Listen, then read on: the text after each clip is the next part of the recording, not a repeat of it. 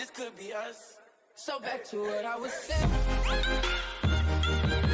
This could be us. Latest bike, চমৎকার একটি electric bike নিয়ে হাজির হলো ইন্ডিয়ান মোটরসাইকেল EFTR হুলিগন 1.2 বৈদ্যুতিক বাইক। বাইকটার ফিচার সংক্রান্ত সব তথ্য জেনে নিন। ইন্ডিয়ান মোটরসাইকেল একটি নতুন ইলেকট্রিক বাইক লঞ্চ করলো, যার নাম EFTR হুলিগন 1.2।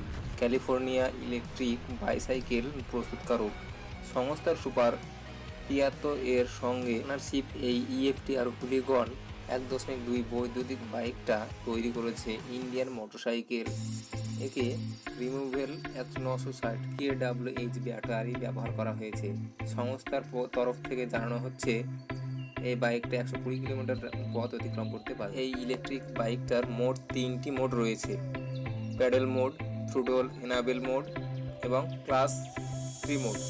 এই বাইকটা প্যাডেল মোডে ঘন্টায় 32 কিলোমিটার স্পিড দিতে পারে এবং থ্রোটল মোডে 64 কিলোমিটার প্রতি ঘন্টা স্পিড, এবং লাস্ট যেটা ক্লাস 3 মোড 85 কিলোমিটার প্রতি ঘন্টা স্পিড দিতে পারে।